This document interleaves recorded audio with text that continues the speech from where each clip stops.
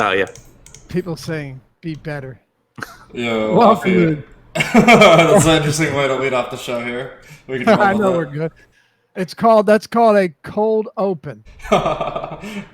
Welcome to the Deeper Dive presented by Yahoo Daily Fantasy Sports. Dave Locker and Adam Shaw, and the man, the myth, the legend, Awesemo himself, Alex Baker. Fellas, how we doing? Doing good, man. Pretty good, man. I was interested to hear what you had to say about the KD situation just a minute ago. So, but I'm excited to talk some baseball. Hopefully we can leave all the drama to NBA. I'm with you, man. People just got to be better. You know, ridiculous. All right, let's get into it. We got 15 games and a lot to talk about. Alex, let me throw it to you first. Any weather concerns we should be looking at? No. I kind of downplayed the weather yesterday on the show, but then make sure you follow me for updates. The radar got a lot worse in New York after 5, or after 6 p.m. and that's when you really know is the hour before game time. But today, there's not really a high chance of rain in any sort of game. All right, perfect. We can keep it moving then. We'll start with this same game, Adam. New York Yankees, New York Mets. I was really heavy on this one yesterday. Probably wouldn't have made a difference. Didn't have enough Diamondbacks anyway. But Yankees, Mets got postponed. We've got Paxton and Vargas on the mound. So the same pitcher for the Mets, but the second game of a doubleheader will have James Paxton instead of Masahiro Tanaka. Paxton's 10-1 on DraftKings. On FanDuel, he's 9,400. And over here on Yahoo, we've got Paxton coming in at $47. So it really depends on how many pitches you think he throws. I think he gets up to around 100, assuming he's cruising. But he's definitely not overpriced. Adam. I thought you said Alex. Sorry. No. I got that one right this time. Paxton's my number one pitcher across every site, especially FanDuel and Yahoo. He's really affordable in comparison to the other guys that are in the same talent tier as him. On DraftKings, the pricing's a bit closer between all those guys, but he's still the fourth most expensive pitcher over there at 10.1K. He threw 83 pitches last start, went 4 2/3 innings, didn't pitch well, so I'm chalking up him being pulled after 4 2/3 to that more than anything else. I expect if he is pitching well that he gets up around 100 pitches here, like you said you do also. And it's a good matchup against the Mets. Top 5 strikeout percentage against left-handed pitching since the start of last season. Not a ton of really good hitters in the lineup, and we know that Paxton is a really good pitcher when he's healthy. Has the highest strikeout percentage on the slate other than Peter Lambert and his one start. His K-Beede percentage is the highest as well. He's been pretty average or better than average, but not great in ball strike plus swinging strike percentage, but he's in the top. He's 5th amongst all pitchers, all starters that have thrown at least 750 pitches this year in 2-strike percentage. So the stuff's certainly been good, and I like him a lot. Yeah, so do I. Alex, are you on board with James Paxton? I mean, he's no John Means, but I think you don't want to get Adam and I started on John Means. It'll go on too long. Well, hopefully we'll see some of this later as a little preview. I think Paxton's a great pitcher. He doesn't go super deep in games usually. The strikeout matchup is decent. But I'm not really projecting a top ace performance here. The Mets have a 4.2 team total, which is a little bit higher than you like from an ace pitcher. The strikeouts will be good though, so I think he justifies his price on DraftKings, and on Yahoo and FanDuel, he's particularly low price, so I really like him there. Are you loading up on Jason Vargas as well? I can't say that I am. I mean, it's the same thing we talked about yesterday, but just not a lot of strikeouts. The Yankees are a good lineup, and the price isn't even that low. Are you going back to Yankee hitters here? We didn't get to play them yesterday. They were pretty reasonably priced, and most of them are pretty reasonably priced again today, save for even Sanchez on DraftKings has fallen below 5,000. I think they're obviously great values, good plays, but I'm not excited about having them in lineups today because they're going to be pretty popular. And when you take the team total of 5.5, that is not it's not one of the higher ones on the slate. So the fact that they're drawing so much ownership on Yahoo, they're projected for 14% ownership. So that's it's a little bit higher than I like to see for trying to gain an edge over the field. What about you, Adam? Talk to me about these Yankee hitters. So obviously still waiting on the lineup as far as I know, but I still don't think Vargas is very good. I think that the Yankees are very affordable. You know, you finally have Gary Sanchez below 5K on DraftKings. Gleyber Torres is at 4,100. Hicks 4,100. Voit 4,400. There's a lot of upside there, and with it being a 15-game slate, it's a 15-game core slate, so I don't think that you're going to get like massive amounts of ownership on the Yankees. So I do like them. I like the price tags. I think you can get good pitching with them as well. Yeah, me too. And I can't see Vargas continuing at this pace for much longer. You know, we talked about it on the strategy show today. Adam, you and I have talked about it at length. Actually, we talked about it on, was it the early bird? Maybe I got the wrong, I don't know. But like his fastball is 84. His swinging strike stuff, just repeating what we said yesterday, is down from even last year. So how much longer do we expect Vargas to keep this up would be my question to you. I feel like Vargas never actually pitches to his talent level. He's either really, really bad and like we're on here saying, okay, Vargas isn't as bad as these last. Mark Burley. Well, Mark Burley was actually good though. No, do you not remember Burley at the end of? Yeah. I remember. Where everyone stacked against Burley for like 4 straight years, and he'd just throw shutouts, and then when no one had any interest, he would fall apart. But go ahead. Yeah, no, but it's like he never actually goes out and just has like average games. It's like he goes out and he's either great or he's terrible, and he does it for like a few starts in a row. But you know, he's priced up now to where I think his like true talent level is. It's not like there's excess value there, and it's not a good matchup for him. So I don't like. I feel I haven't made lineups, but I feel pretty comfortable saying I won't have Jason. Okay, I would agree with that. Hey, Alex, do you have any interest in Mets hitters here? I have to ask. I think that I have a little interest. There are a few batters that are good values, particularly on Yahoo, but also DraftKings. So, I mean, you can make a pretty sneaky stack here stack. That's a snack. Anyway, I'm going to pull the lineup. So we got, I guess we haven't seen the lineup yet. So because it's a doubleheader, it'll be a bit difficult to predict at this point, so we'll have to wait until that comes out to really say for sure. All right, fair enough. Yeah, with the doubleheader, that's what we have to deal with. Let's move on here. I'll stick with you, Alex. Baltimore and Toronto. John Means and Trent Thornton, the man with the changeup and the man with the curveball. One of them is a whole lot more recognizable than the next. That would be Trent Thornton and the curve. He's facing the Orioles in Baltimore. John Means faces I would almost say, equally bad Toronto team that just has significantly more power, a little bit more dangerous, but also has not been good. How do you break this matchup down, Alex, with 2 lower mid-range pitchers going against each other? I think that John Means, of course, the greatest pitcher on the slate. With Obviously. That 20% strikeout rate. The opposing team has a 4.9 team total, a little bit lower than you'd expect for a Baltimore pitcher. Gotta love it. Yeah. To be serious, I think Means could be playable on DraftKings, but not the other sites in isolation. But I think given the other pitchers on the slate, you probably wouldn't go there. The number one pivot, or the number one reason you might not go there is Trent Thornton with 5% more strikeouts at 25% of the season. And the strikeout matchup versus the Orioles is pretty decent. The fact that Chance Cisco is batting cleanup in the lineup just says it all about this lineup. It's very bad.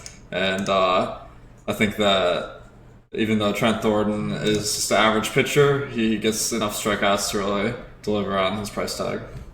Yeah, Adam, just following up on what Alex said, I do think one of the factors here with John Means is if this were a shallower slate with no real mid-range or lower-end talent, I actually would have some interest in him. I don't think it's even the craziest play here against Toronto, but you have Thornton, you've got the rookie for Boston, who we'll talk about momentarily. If you're in on Junis against Detroit, it is oddly enough, kind of stacked down there at that 7K, high 6K range. Martine Perez against Seattle, striking out at the second highest clip versus lefties on the season. I'll even throw in Tyler Beede against the Padres at Oracle Park. So it is deep there. Not saying you have to like all of those guys, but you have alternatives. Yeah, and you also have Alicia Hernandez at almost the middle. So right. I'm with you guys. When I started to write the deep dive and I just kind of looked at quickly looked at the list of pitchers. I'm going to the Orioles game tonight, so I knew Means was pitching, and I was like, oh, cool, I can actually write up John Means on a slate. He's facing Toronto. I can get there. And then I looked at Junis and the rookie for Boston and whoever else you mentioned, and it's just really tough on the slate for me to get to Means. I think he's a pretty average pitcher. I think he has the potential to get better if he kind of figures out how to utilize his pitches better to get more strikeouts against righties. But we haven't seen that happen yet. We have an entirely right-handed lineup with the exception of Eric Sogard, who is a pain in the ass for every pitcher, regardless of handedness. And a lot of power here. So I just think that the probability of other pitchers around him getting to where you would like them to get to is higher. And Thornton is one of those guys. It is a favorable hitter umpire in this game, which knocked Thornton down a little bit for me from when I wrote the article earlier. But he's given up a lot of power to lefties. He's been much better against righties. There are 6 lefties in the lineup for Baltimore, but I still think it's a pretty decent spot for a couple of reasons. For one, he's really struggled with walks this year as well. Baltimore has one of the lowest walk percentages on the slate, or in the league against right-handed pitching this year. And even though he's given up power to lefties, he has still struck them out at a good clip, up around 24 to 25%. While the Orioles have 6 lefties in the lineup, the only one with a WRC plus above 100 since last year against right-handed pitching is Didi Wilkerson, batting 9th. And Davis and Cisco are 37 and 36% strikeout rates. VR is up at like 24%. It's not like there are good lefties in this lineup. No, there really aren't. What about hitters for you, Alex? I think that I was going to say Raptors, the Blue Jays, they have really good value in all 3 sites, with the exception, for some reason, Eric Sogard is 7 on Yahoo, but then he's like 4,600 on DraftKings, so that's kind of amusing. So I think Yahoo only for Sogard, but the rest of the guys are priced pretty well. The only caveat being the prices are going to really attract people going for expensive pitching, and I think that the stack might be overowned. On the other side, it's the opposite situation where the stack probably won't be owned, but I might be even more in favor of stacking against Thornton because he's going to draw pretty decent ownership on DraftKings. This would be DraftKings specific, by the way, because when you have a guy getting decent ownership and you have the stack against him, that can be pretty favorable. All right. Anything else on this one? I think we've covered it pretty much in full here. Let me ask you this, Adam. Where do you have Trent Thornton ranked for you right now? So when I wrote the deep dive article, he was up there with Junis. I have him behind Junis now that the umpires come out. So not sure how much I'll get to, but he's certainly in that pool still with Hernandez and Junis. I will say, though, that I'm with Alex. I like the Orioles here. On DraftKings especially because Thornton will have ownership. But when he has struggled, it's been with left-handed power, and you're just getting really cheap price tags here. You get a catcher batting cleanup in Cisco, who is one of the Orioles' top prospects. He struggled last year, but still has some potential at the plate. Ruiz has power. Chris Davis has power. They all have issues, but they're really cheap, and they are capable of hitting mistakes over the fence. All right. Let's keep it moving. We've got a whole lot of games to talk about. This next one featured 13 home runs. 13 home runs yesterday at Citizens Bank Park. Jared Eichhoff was serving up batting practice, doing everything he could to make sure that before he left that mound, every Arizona Diamondback starter had a home run in Philadelphia. He's no longer in the rotation. I don't know if you saw that. What's that? He's no longer in the rotation. I'm not sure if you saw that. No, I did. I don't know why. I mean, one could only guess. But, oh, my God. What a pathetic outing that was. At home. 3 straight to start the game. Faced like 15 batters. Allowed home runs to a third of them. Crazy. 8 dongs for the Diamondbacks, 5 for Philly. Adam, this is, as we talk, dude, Citizens Bank Park is a massively homer-friendly venue. We saw it yesterday. Good pitchers or not, a lot of home runs are allowed there. And something you and I have discussed probably for the past month since it's been pretty exaggerated, Jake Arrieta's splits against lefties have been brutal this season. We can talk about Duplantier, but let's get to Arrieta first and the struggles he's had against opposite-handed hitters.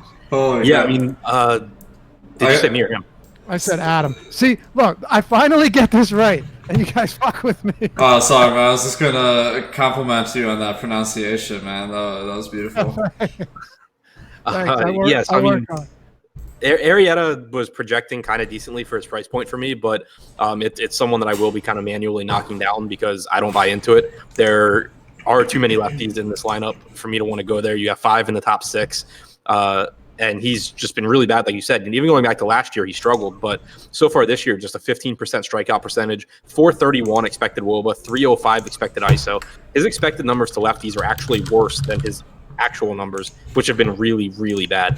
So I think it's a good spot to go back to these Diamondbacks, David Peralta in particular, but Eduardo Escobar, Ketel Marte, both fine. Jared Dyson has some stolen base upside, even though I don't anticipate playing a whole lot of $4,800 Jared Dyson.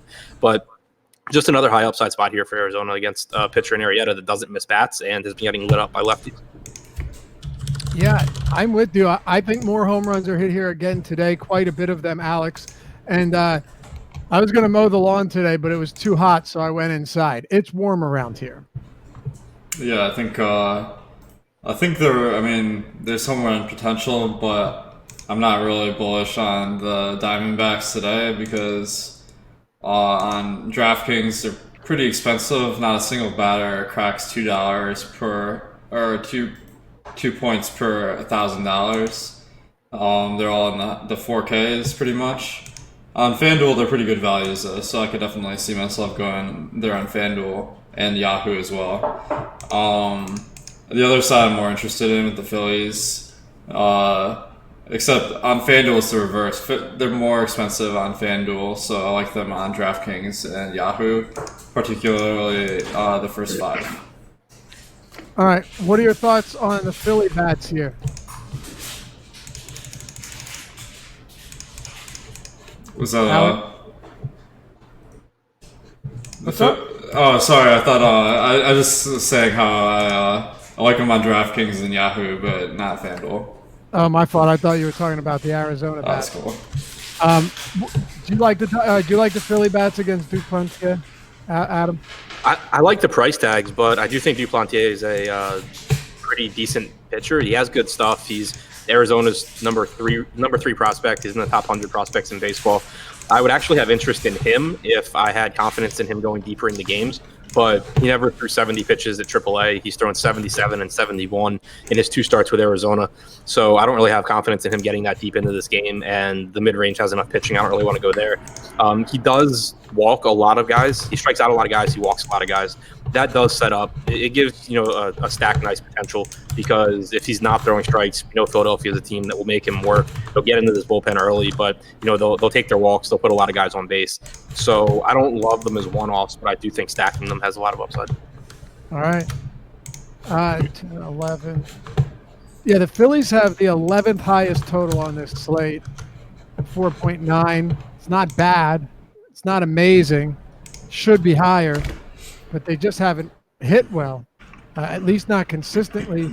I do like the Arizona lefties here, though. They're expensive, but I don't think they're egregiously expensive. I mean, Ketel Marte, Peralta are playable. Dyson's tough. It's hard to bank on home runs there, but I do. And Escobar, they're all under 5K, but they're all flirting with that 5K price point. Would have been nicer to see Avila in the lineup too, but that's not the case. Let's move on here. Alex, Boston and Texas. We've got Ariel Jurado, who has actually looked solid lately. I don't know if I buy into it. He isn't missing bats. He doesn't get swinging strikes. The big thing with Jurado is he's done an excellent job of putting balls on the ground and keeping them from leaving Globe Life Park. He's done a great job of generating ground balls, and that can mask a lot of inefficiencies with a guy like him. And on the other side of this game, Boston brings up Darwinzon Hernandez, one of their top prospects, striking out 13 batters per 9, but remarkably walking like 170% of batters. And dude, his walk rate is freakish, and it's amazing because he's allowed plenty of runs, but he doesn't give up home runs. He strikes you out or walks you. That's his MO, and I expect that to be the case today. Risky, but very high upside. What are your thoughts here on this matchup? Sorry, Adam, go ahead. Yeah, I mean, I think he's one of those guys where you're never going to be able to predict how a game goes. The walk percentage, like you said, it's like 14% at AAA this year, but at AA it was high. Triple or Double A this year. Last year at High A it was high. At Single A 2 years ago it was high. You're just going to have to hope that he's throwing strikes any given day. But as long as he's not going to get a lot of ownership, I like rostering guys like that because there's no question the strikeout stuff is there. He's facing a Texas team that is really bad against left-handed pitching. Strike out about 23% of the time, 74 WRC plus for their active roster since the start of last season. So there's no question the upside's there. He's the absolute minimum on Yahoo. He's 5,600 on FanDuel, 6,900 on DraftKings. I think he's playable on DraftKings. I think he's clearly underpriced on the other two sites. So I do have interest in him in tournaments. All right. I do too. I mean, my God, the walk rate is concerning. There's no floor here at all. But I do think there's a ceiling at this price point. Alex, where do you stand on Hernandez? I think he's kind of appealing on FanDuel with that price tag at 5,600. Not a guy I have projected to really kill it today. Texas has a team total of 5. This guy, with all the walk problems, he doesn't go deep in games. That's mitigated a little bit by the fact that Texas walks about 15% less than your average team with their current lineup. And on DraftKings, though, I think there's some more appealing options that are a little bit more proven, like Thornton, for example. So I don't really see myself ending up there, but I definitely like the upside given the fact that he strikes out nearly a third of batters. Okay. Do you like the hitters in this one? I think it might be just Boston only. The Texas prices are actually quite high today. The team total 5 is appealing, but on FanDuel, only Danny Santana is above average value. On DraftKings, all of them are quite a bit below average, and Yahoo as well. But then Boston, their first 3 on all 3 sites are just really underpriced with Betts, Benintendi, Martinez. So they make a really appealing stack, especially given the fact that they all have stolen base upside or ISO. That's pretty good. Adam, talk to me about the hitters in this game at Fenway. I think mostly Red Sox for me too. The pricing there is just still appealing. You still have Mookie and JD for less than $5K. Devers and Bogarts are reasonably priced. They're at home where it plays up right-handed power. And I'm with you. I don't totally believe in Arrieta being a pitcher that's going to consistently get out good hitters. It's really hard to consistently get good hitters out when you're not striking guys out. He has a 23.7% strikeout percentage to righties, which is pretty decent, but it's not like the Red Sox have guys that strike out very easily, and he has still given up some power to righties. So I would rather get the underpriced Red Sox bats than stay away because of Arrieta. All right. You want to talk any other bats here? I'm with Alex as far as the pricing goes. I mean, it's a 15-game slate, so on one hand, Texas certainly could do well if Hernandez just comes out and walks everyone and they hit a couple of 3-run home runs or grand slams or whatever. But I just don't think they come through often enough at those price tags to justify it. Okay. What about Tampa Bay and Oakland? Adam, we have Mike Fiers and Jalen Beeks as your probable long reliever. Ryan Stanek is the starter here. Look, Beeks has been very good. He's just had such a difficult time, or not difficult time. He hasn't been able to stay out there even when he throws 4 1/3 scoreless like he did against Detroit. Comes out, allows a base runner in the 6th, and there you have it. Actually, Stanek might have gone 2 in that one. I don't remember, but you get the point. What I'm saying is it's hard to get there, especially given the amount of options we have. But I do think Tampa bats against Fiers could be interesting solely because of the power that he's surrendered this season. What are your thoughts on this one? Feel free to go straight into bats if we don't want to talk pitching. Yeah, I kind of forgot this game existed. I have a little bit of interest in Oakland one-offs just because they're really cheap and they have a lot of power. Chris Davis and Steven Piscotty in particular, but also Matt Chapman. But it's still not a good park for power. It's a 15-game slate with a lot of really good hitting spots. And then on the other side, Fiers will give up home runs, but he's not a terrible pitcher. And most of the Tampa Bay guys are priced up. The exception would be Tommy Pham hitting second, I think is a pretty good tournament one-off tournament one-off. I don't think he would go there in cash, but pretty appealing price tag on him, and he has plenty of power. Alex, do you like hitters here? They're definitely not the top plays of the night, but I think Tampa definitely playable with that team total of 5.1. There's some good values, but not great, so they could be a little bit sneaky with ownership under 4% on all three sites. All right. Someone just offered me Cam Newton for my Julio Jones in a dynasty league, so that's not. Is that the league I'm in? What? Is that the league? It is a super flex, but I don't care. I just don't value quarterbacks higher than Julio Jones. I mean, you can have Josh Allen if I get Julio in your first next year. Yeah, that seems fair. Oh, man. Do you guys is there anything else in this game we should be discussing? No? All right. Cleveland and Cincy then. Alex, Luis Castillo, Trevor Bauer. I'm having a tough time really getting to either of these guys. I can understand the contrarian moves here, but there are a few guys in the same price range that I like more. What are you doing with Castillo and Bauer, Alex? I think that if I had to pick one, it would be Bauer. The strikeout matchup for both Bauer and Castillo is quite a bit below average. Bauer is at home. The team total of Cincinnati is only 4.3, so below average.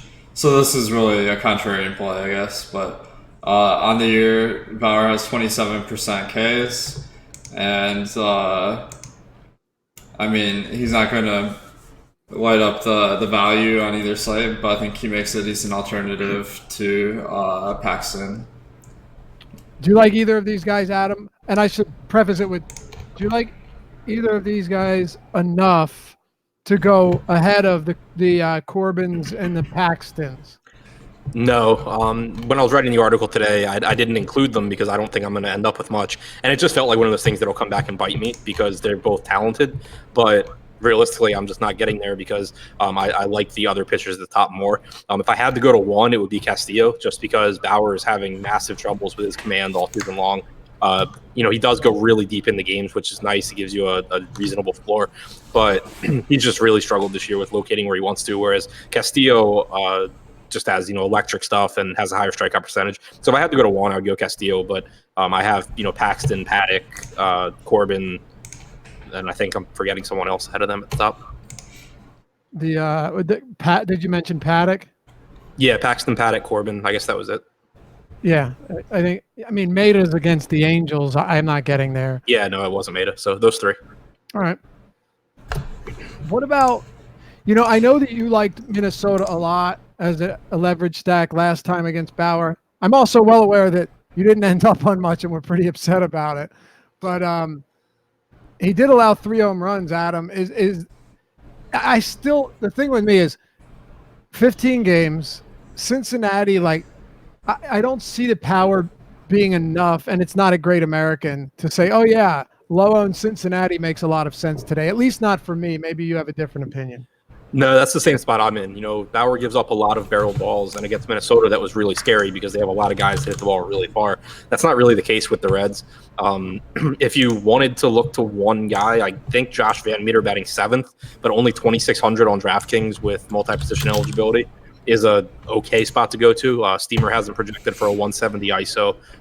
Below average hitter, currently projected to be a below average hitter, has maybe some potential in the future. But outside of that, I just don't really see getting the hitters here all that much.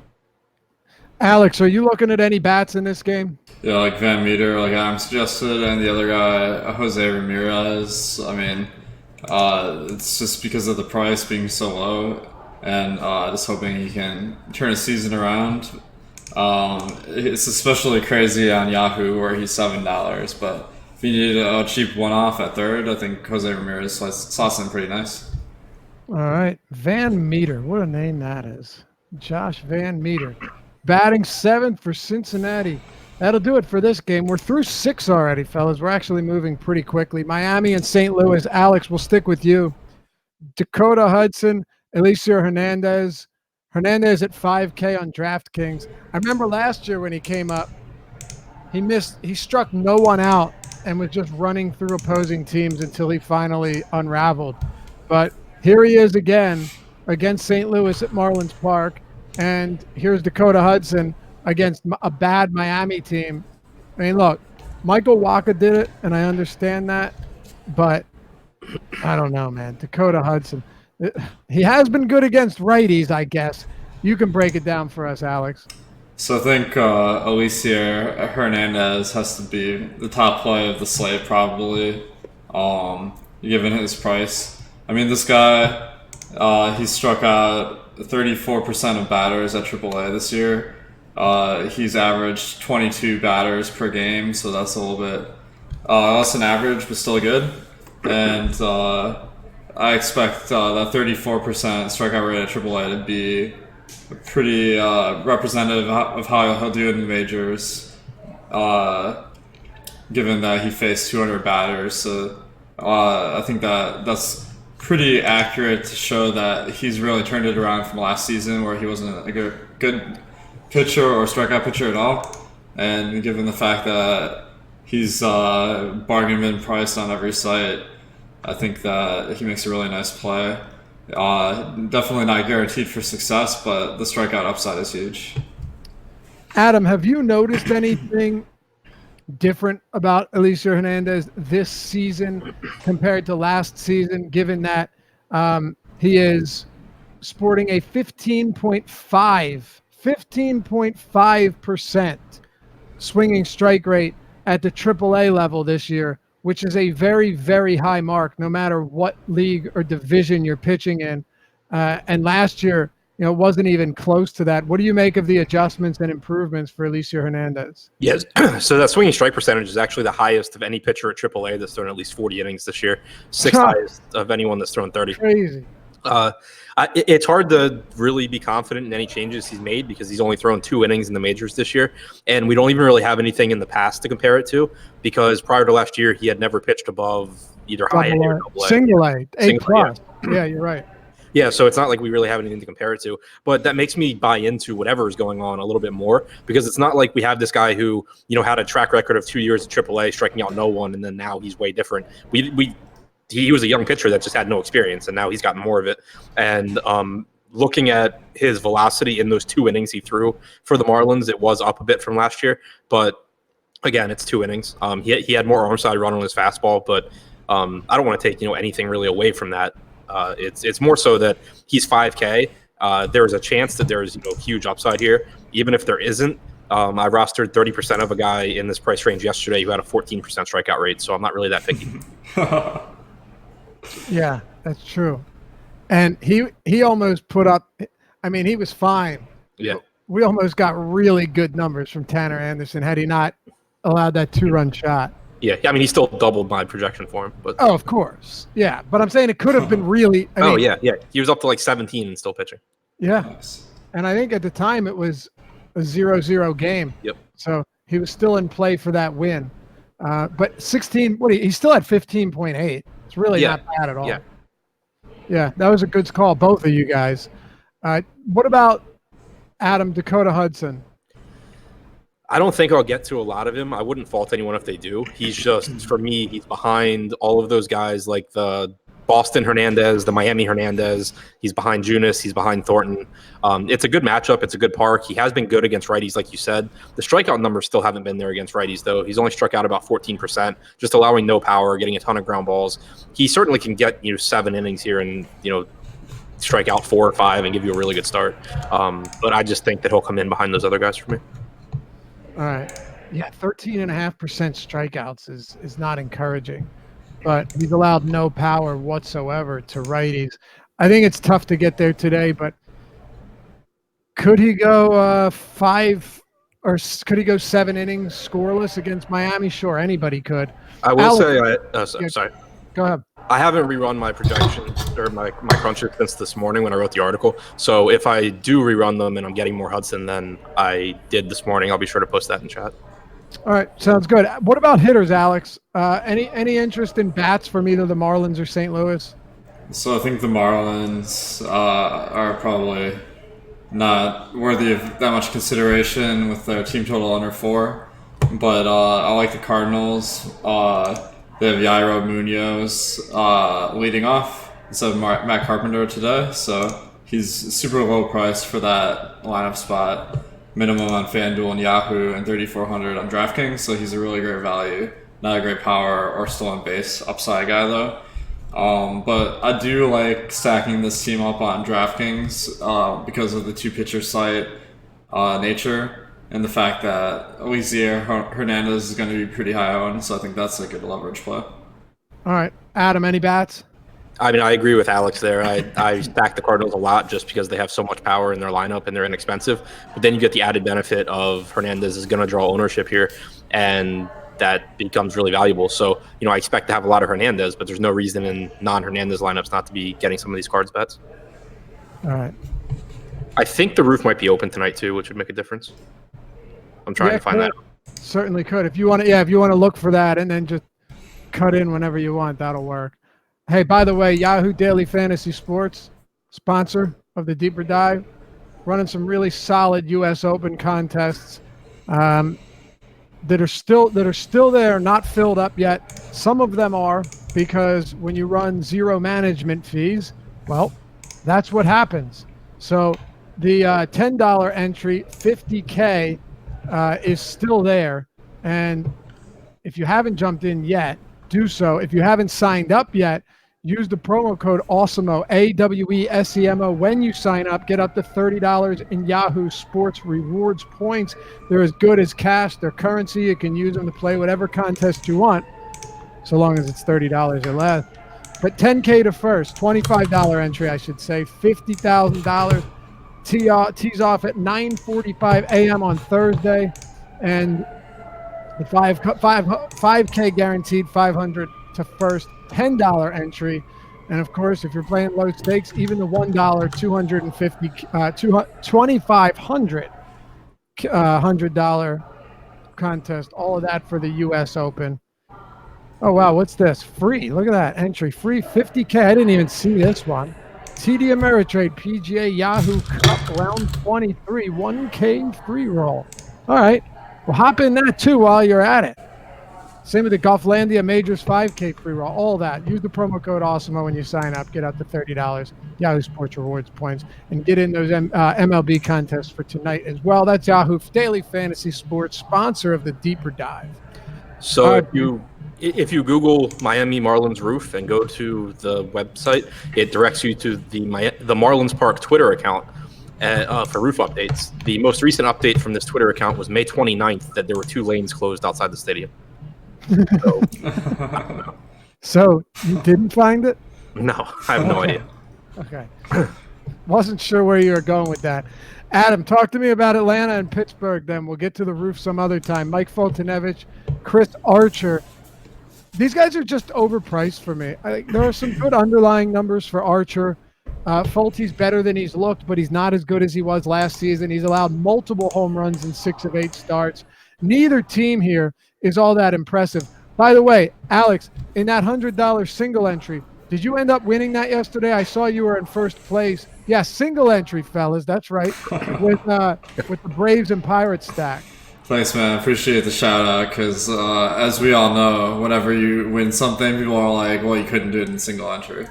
Well, did you end up winning it? I think you did. Yeah, I had a pretty decent night. That Atlanta stack really came through.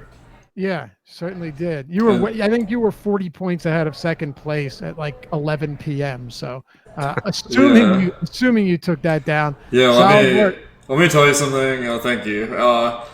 I didn't take any victory laps, but like being on the winning end is a lot better than having to complain about the unluckiness of that Grand Slam that Acuna made. Yeah, I was on the other end. I wasn't complaining, but I wasn't on the winning end. All right. Well, Musgrove, he got thrown out or something. That was crazy. I know. It was him and Donaldson. It started, right? Yep. Yeah, it was crazy. And a lot of people played Musgrove too. I'm one of them. Yeah, that sucks. I mean, I played a decent amount of Atlanta too, but yeah, I mean, you gotta live the hedge life. Yeah, of course. How much Musgrove did you have? I had like 25%. Oh, that's a lot. I'm assuming he was a lot lower owned than that overall too. I think it was like 16. Yeah. Okay. Well, what'd you get? You got 2 outs from him, right? Yeah, he didn't go negative. Right. All right. Pittsburgh and Atlanta. Adam, Fultonevich, and Archer. Mostly not that interested in this game, but if I do go here, I think it's hitting. You have some pretty favorable price points. Corey Dickerson batting second for the Pirates. Park upgrade for him, facing a pitcher who can struggle with left-handed hitting at times, and Dickerson's just a pretty decent hitter. And then on the other side, Chris Archer, when he's good, he's a pretty good pitcher, but not good all that often. Walks guys, gives up home runs. You get, Freddie Freeman at a reasonable price tag. Acuna is still less than 5K. There's a lot of power in this lineup. Brian McCann at 3,300 at catcher is a pretty good one as well. I just got a news alert 20 minutes ago. I'm seeing it now. It must be an error. It says U.S. defeats Thailand 13-0 in Women's World Cup match. What? Yeah, that happened. Biggest blowout in tournament history. Yeah. Why does our men's team suck so bad? This team's putting up football scores. The men's team can't qualify. Oh, what a joke. Anyway, that's pretty wild. 13-0. I think Alex Morgan had like 4 or 5 goals. Damn. Seriously? Yeah. Man, that would have been pretty nice in fantasy to sack that up. Racking up double hat tricks. All right. Alex, what do you make of this Atlanta-Pittsburgh game? You going back to the well with hitting? Any interest in pitching? Go ahead. I think I'm a little bit less interested than yesterday. The over/under for the game is almost 10, which is really appealing, but the ownership looks like it's a little bit higher than their chances of being the best team of the night. As Adam mentioned, Corey Dickerson is a standout play, so I think if you make a Pittsburgh lineup without Dickerson, that could be pretty contrarian, and I'm not like that on FanDuel. And then on the Atlanta side, they're all pretty good values throughout the order on all 3 sites. So you can definitely make a high projected lineup, but I'm not sure you can really gain leverage over the field with stacking them up. Okay. Yeah, that makes sense. Adam, you talked about pitching. Do you go to bats here? Sorry, I was muted. Yeah, I mean, I think that Dickerson is a good play. I have some interest in Atlanta, but I don't think either one will be like a top stack for me. All right. Hey, we'll move on. But before we do, here is your Yankees lineup. We do have the lineup for the New York Yankees. LeMahieu, Voit, Sanchez, Torres, Frazier, Urshela, Maben, Romine, and Gardner. I kind of like this a lot, Adam. If you wanted to pay a little bit more for your second pitcher instead of maybe Hernandez, it's not going to be that hard. This Yankees team is pretty cheap tonight. Yeah, I really like the Clint Fraziers in. They're batting 5th at 4K. Yeah. A lot of right-handed power here. Sorry. Yeah, a lot of right-handed power here. Vargas isn't great at holding runners either. Cameron Maben got to get some sneaky upside there for that reason. All right. Well, we'll keep it moving. Still got some games to get to. It's a monster slate. Washington, Chicago White Sox. We'll roll it back over to you, Alex. Patrick Corbin, Manny Benuelos. Are you on Corbin here against a very strikeout-prone White Sox team that, by the way, does not have Yohan Moncada in the lineup, who was an early departure during yesterday's game? I think I'll definitely have him. I have him some, but I'm not super. I'm not going to go all out to get him, I guess. That 10.3 price tag on DraftKings and FanDuel is pretty high. I guess it's a little bit crazy because I have him projected for 7 strikeouts, going pretty deep in the game. But I guess team total of 4.3 is just a little bit too high for paying top price. So that scared me off a little bit, and he's not projecting as a great value for me, which is kind of surprising. I guess on the year he's been good at strikeouts with 27%, but his xFIP's only 3.8. so that indicates that maybe he's a little bit better at fantasy than real life, and he's not going to have as much success limiting production, I think. Adam, how are you approaching Corbin? He is, one of the 4 pitchers above 10K on DraftKings. On Yahoo, you have Paddock, then Corbin, 54 and 51 respectively, but then Paxton at 47, Castillo at 47, Bauer at 46. On FanDuel, you've got Bauer up the top, and then Corbin at 10-3, Castillo, Paxton, Paddock at 9-8, 9-4, and 9-3. So kind of all over the place when you're looking at Corbin's price tag compared to the rest of the top price pitchers. Yeah, I think he's okay. He's been good this season, not nearly as good as he was last year. Pretty much everything is worse this year than last year, but also better than at any other point in his career. Strikeout percentage is down, walk percentage is up, ground ball percentage is down, xFIP is up. His strikeout percentage against righties this year, though, is particularly concerning. Last year, we got a lot of strikeouts from him against righties because he had gotten really good at just burying that slider in the dirt. Not really hasn't been the case this year. He's struck out 23% of righties, which is down like 7 percentage points. You have 9 righties in the lineup for the White Sox tonight. There are guys around him in good matchups with Paxton against the Mets and with Paddock pitching in San Francisco. So I expect that I'll get to some Corbin just because I think it's going to be pretty easy to get there.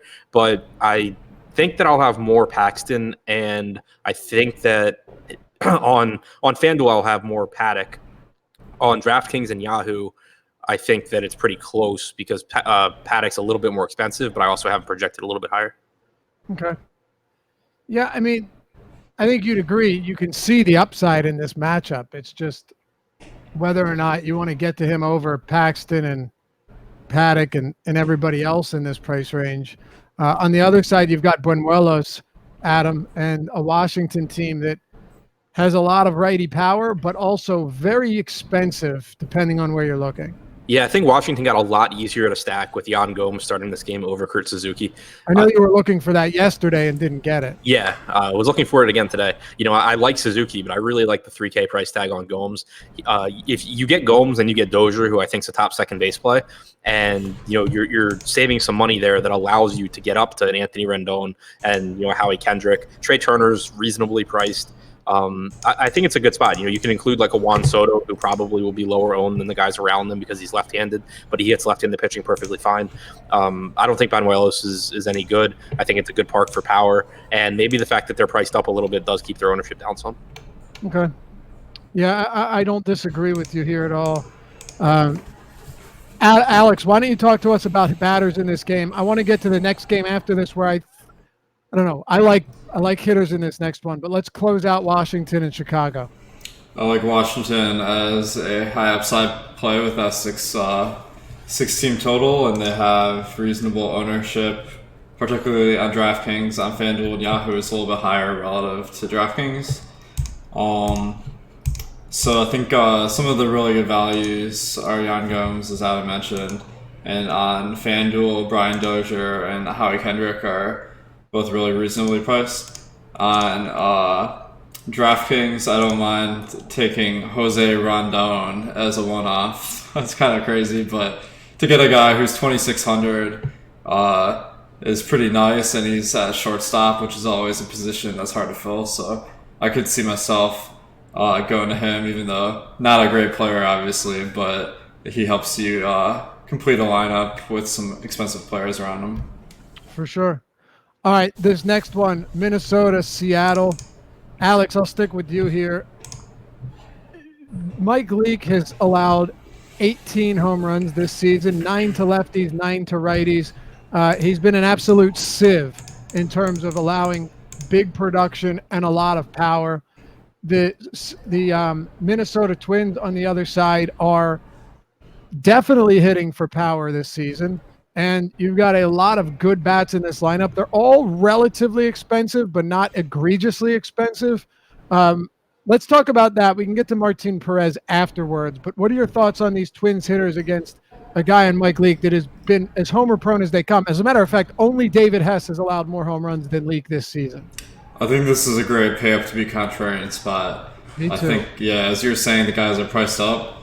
The one exception being Nelson Cruz on FanDuel, who's That's the only batter that's projected to have 10% or higher ownership, and he has 10% projected ownership on DraftKings too. It was pretty tilting the other day when he was 30% owned and went off for like 2 home runs, but because that was way too high owned probably. But now the ownership is much more manageable, so I think that going to Minnesota on any side is a pretty nice play. How about you, Adam? Yeah, completely agree with that point, and I think it really stood out to me because when I wrote the deep dive article today, I did my early projections and I ran crunches and everything, and I don't think I had a single Minnesota guy make it into my article because I was just going through and taking my top values and my top projected guys at each position. But as a team, there's just so much power here. They're not super expensive. So like you can get there without having to sacrifice too much, but it's just that none of them are like the top point per dollar plays at their position, which tends to keep ownership down. I think it's a really good spot against Leak, who has always been a guy with a really small margin of error because he doesn't have good strikeout stuff. But now we're seeing the command kind of disappear for him and him just give up a ton of home runs. It really helps guys like Sano that have huge strikeout percentages and a ton of power.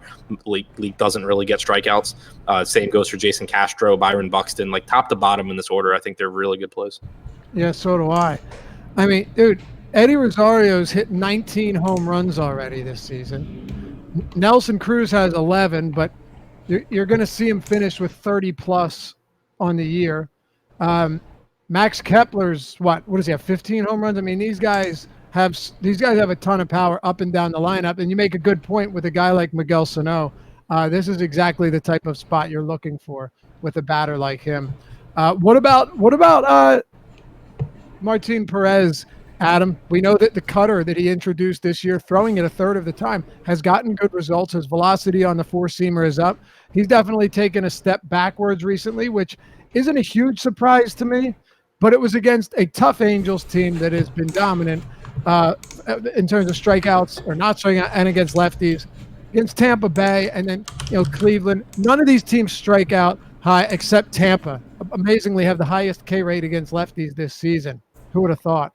But anyway, where are you at on Perez? Because he is very cheap, and we do know that he has flashed some upside this season with the new improvements. I feel similarly on Perez as I do on Dakota Hudson, where it wouldn't surprise me if I got to him. If you're getting to him, I wouldn't talk you off of him because I don't think it's a bad matchup here. Like not having Mitch Haniger certainly helps Perez. This lineup's pretty weak. Once you get through like Domingo Santana and Edwin Encarnacion, you're either dealing with lefties or very, very flawed hitters towards the bottom of the lineup. So I think it is a good spot for him. It's just that there's so many guys on the slate, whether it's Thornton or either of the Hernandezes or Jake Junis. So I'm curious to see where it ends up playing out for me. I know this morning I was getting to those guys over Perez, but I do think it's a good enough spot where if I was getting more Perez, I wouldn't be upset about it. Okay, yeah, I think that's fair enough. It's kind of a tough one for me. Let's see where Alex is at on Perez. I think the strikeouts are nice here. The Seattle lineup, the only player who strikes out well below average is D. Gordon. Everyone else is in a higher range, so I have them projected to strike out about 10% more than your average team, and I think that's a boost to Perez, who struck out 21% batters on the year. He could definitely rack up some Ks tonight. But I think that given his price of 6,700 on DraftKings, that'd be really nice on another slate. He's higher priced than FanDuel and Yahoo, so he's not really as much in play. But I think with Alicia Hernandez at just bargain bin prices, and I'm probably going to have that guy in most lineups, and I'm not going to go to some of the higher priced guys with similar potential. Okay. I'm going to ask you guys a question once we get to the end of the show that I think will probably elicit some interesting answers, but I'll keep you listeners and viewers in suspense as we proceed. All right. Let me pull this up. Just give me a moment here. One moment here. All right. Sorry about that, guys. All right, we continue on. I think we've got like 6 games to go here. Is there anything else we want to talk about Minnesota, Seattle? Do you guys want to talk about the Mariners bats before I move on? I ask mostly because, well, Seattle has a ton of power. They just also have a ton of strikeouts. Adam? Not really. I mean, Santana and Encarnacion are both okay, but Perez has done a good job of limiting power, and both of those guys play positions that are really easy to fill. Alex, quickly. Oh, the prices are just too high. That was quick. Nice work. Milwaukee and Houston. Adam, Freddie Peralta, Brad Peacock. I have enough respect for both of these guys, but I'm not playing Peralta against Houston. If he's not going to generate strikeouts and he's at this price, I can't do it. I think this could end really poorly from him and actually could see Houston stacks coming through. And then Peacock, there's just too many good lefties in the lineup for me to get here. Do you agree, or are you on a different page? No, I agree. Not a ton of interest in the bats either, but not really in the pitching. Houston's just a tough team to strike out, and there's a decent amount of lefties in the lineup. Peacock's much better against righties than lefties, and you've got a ton of good lefties going for Milwaukee. The only reason that I don't have more interest in Milwaukee is because it is a park downgrade for them. Houston is a pitcher's park that does play up home runs to left field specifically. That's not great for a bunch of left-handed hitters, so that's not great. I think Grandal's okay because he has a lot of power. I think Yordan Alvarez from the other side is a good tournament play because he's got a lot of power at a cheap price tag. But overall, just not really a whole lot of interest in this game. Do you have any interest in this one, Alex? It's really close to being a Manny special for me, but Manny special. Manny, of course, a great friend of the show. Adam mentioned Yordan Alvarez. I think he's a great play, especially on FanDuel. Tyler White, I'll give some love batting at the bottom of the order, but he's 2,400 on DraftKings and 7 on Yahoo, so considerably underpriced. And then Travis Shaw, the perennially underpriced player, just he's got good power, and I think maybe he could be a good one-off. All right. Well, we talk about our Manny special, and we move on to Kansas City and Detroit. Well, we've got – it's funny. Josh had mentioned that it seems like Spencer Turnbull's on every slate. It really does. I don't know why, but it does. Maybe it's the what's it called? The Mandela effect for whatever reason. Jake Junis, too, Alex. I know earlier on today's strategy show, Josh was very high on him. We had a slight disagreement here. It's not that I don't think there's plenty of potential against Detroit. I just couldn't get to as much with this position being kind of loaded down there in that same price range. Break the tie. How much Junis are you going with? I think that he's a really sick value on FanDuel, where he's 6,800. On DraftKings, he's certainly playable at 7,200. So breaking down the matchup, 21% Ks on the year. Detroit, one of the worst lineups in the league, and they strike out. I have them projected to average 25% strikeouts as a team. That's about 10% higher than average. So I think this is definitely a favorable matchup for Junis. Probably not my top play as far as value for pitching. So I think I could see it ending up with him if he fit my lineup's salary constraints pretty well, but I'm not going to go out of my way to get him. All right. What about you, Adam? I think Junis is okay. Not a ton of strikeouts for him, but there are strikeouts in the Detroit lineup. Kristen Stewart would be my favorite. Kristen Stewart and Nick Castellanos would be my favorite two guys to take against him from Detroit. That's all you got on him? Anything else on this game? Not really. Kansas City's expensive. I think Turnbull's decent. I prefer lefties against him, but Mondesi's expensive. Alex Gordon's okay. It's pretty much just Junis from this game for me. Do you want to talk about any hitting in this, Alex, before we move on? I'll give the bottom of the lineup for Kansas City a shout out because they're just super, super cheap, especially Martin Maldonado, 2,300 on DraftKings. I mean, not a good player, but he's that price, so he's playable. All right, sounds good. Well, we're moving pretty quick here. We've got only 3 games to go, but this one might take up a little bit of time. Alex, we'll stick with you. Colorado and the Chicago Cubs. Jose Quintana, Peter Lambert coming off a amazing debut, 7 one-run innings, 9 strikeouts against this same Cubs team at Wrigley Field with the wind blowing out, I might add. It was surprising, but that's what happened. And now we have Quintana and Lambert at Coors Field and an expectedly high total. What are your thoughts? Yeah, I mean, Peter Lambert, 35% strikeouts on the year. How can you not go with him at the minimum prices, right?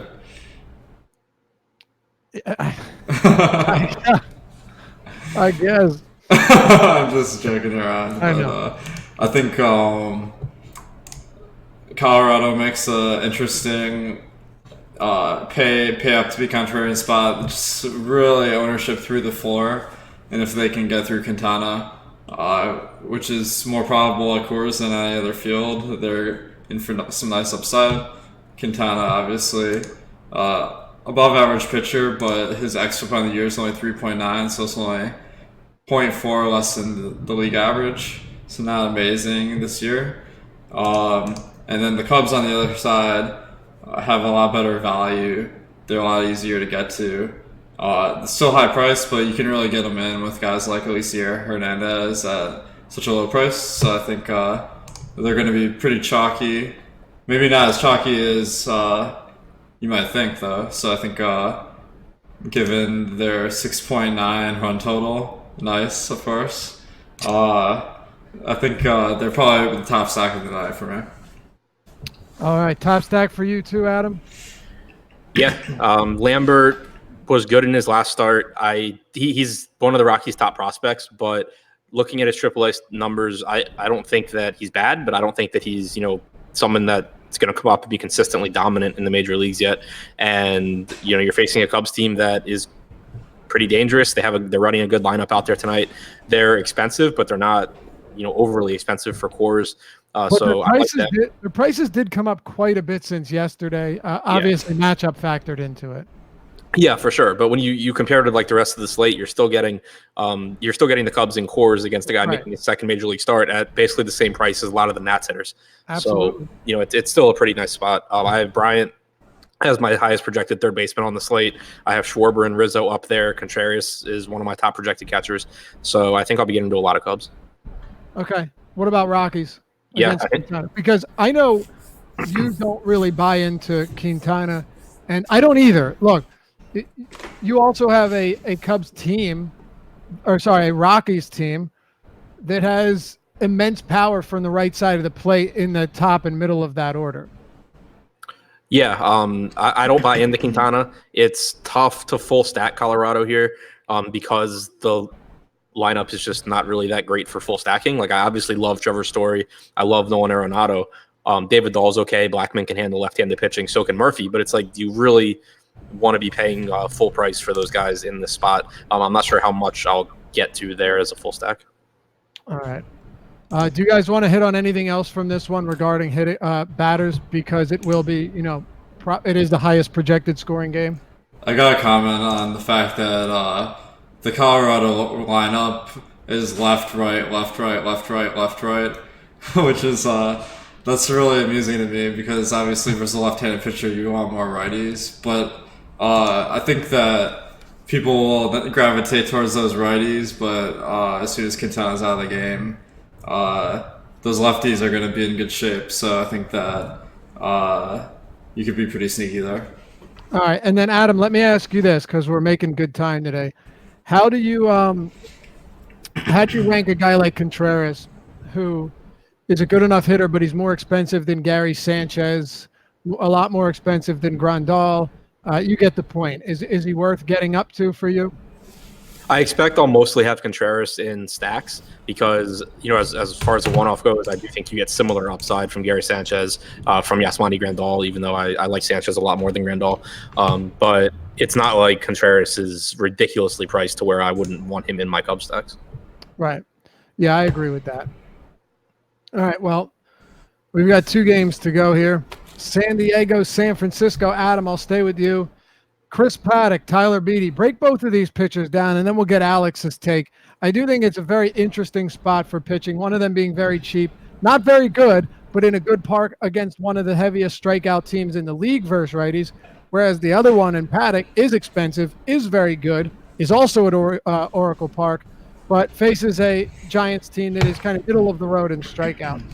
Not sure that matters, though. Yeah, I mean, I think Paddock's just really good. It's a good park. He really stands out on FanDuel where he's 9,300. He's the most expensive pitcher on DraftKings and on Yahoo, which does make him a bit less appealing, but still certainly in play. Really good stuff. He has the second highest two-strike percentage this year behind Jacob deGrom.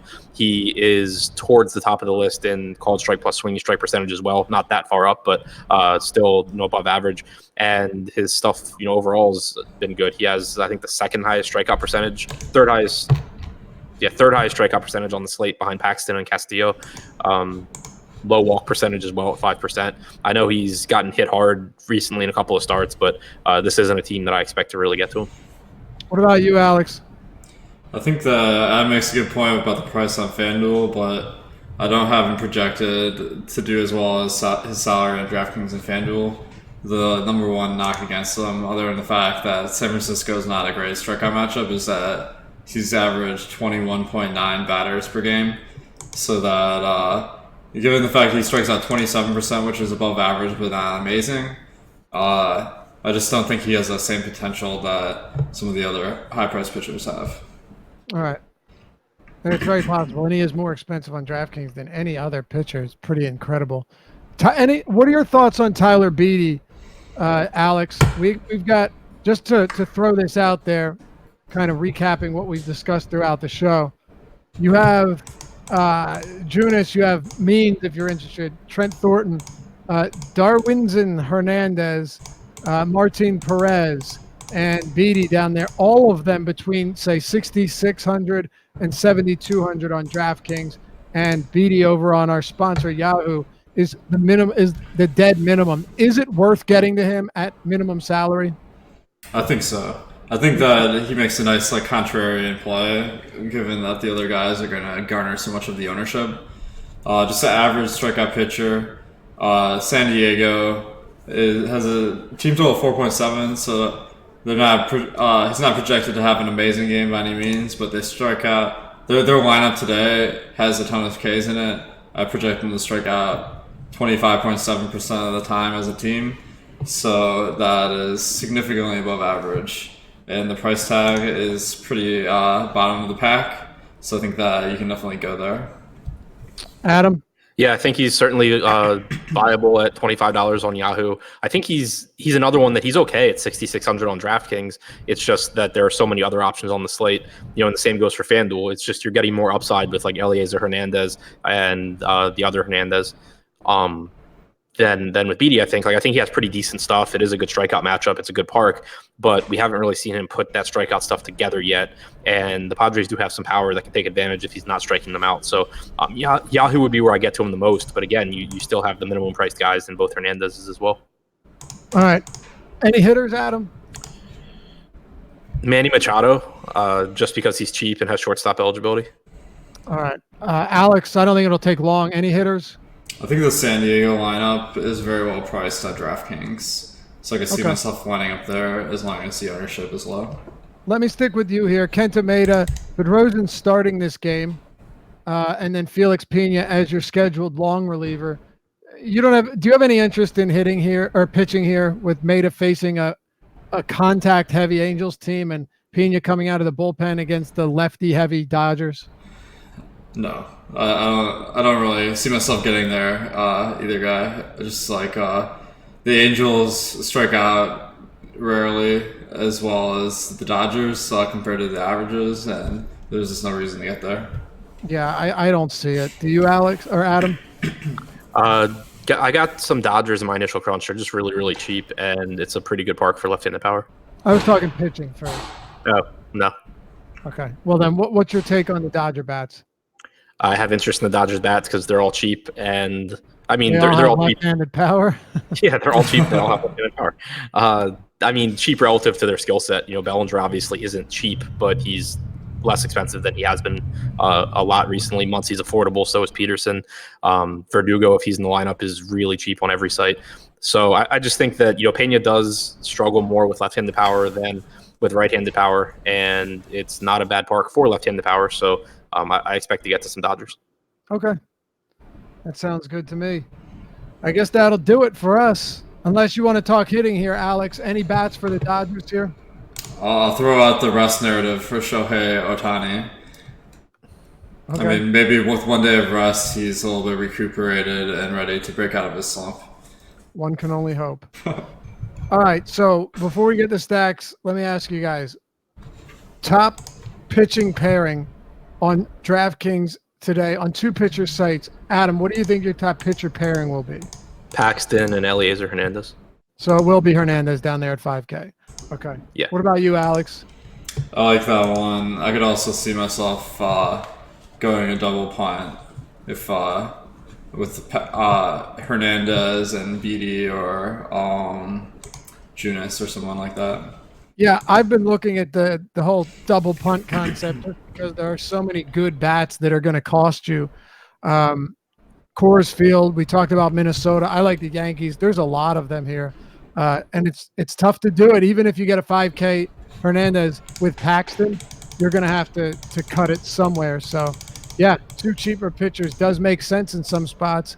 And I don't think any of these top price guys are like on the sale level where if you're not playing them, you're crazy. I don't. Yeah, no, I agree with that completely. All right, top stacks, Alex. We'll go with Minnesota as a contrarian stack. Cubs is the chalk. And Colorado is another pay up to be contrarian spot. All right, Adam. Yep, those were going to be my 3, so I'll throw Washington in there. What were the 3 again? Minnesota, Cubs, and Rockies. Okay, I was hoping he didn't say Minnesota. Yep, that was it. You know what? Let me just check this lineup one more time. I'll throw this last one in there. 1, 2, 3, 4, 5 lefties in the top 6 of the Diamondbacks lineup.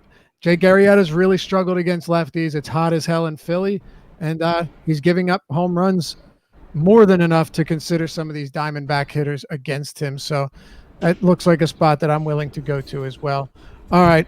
It's been fun, as always. Stick around. Live Before Lock coming up next. And remember, you want to check out awesemo.com. Use the promo code Deeper Dive, all one word, to get everything behind the curtain, premium content, projections, ownership projections, the article, deep dive article from Adam and myself, Alex Baker, Awesemo's top stack tool, the Fantasy Cruncher add-on, the lineup builder, and content for every DFS sport that's out there. We got you covered with the best stuff in the business. Use the promo code Deeper Dive. You get 50% off your first month.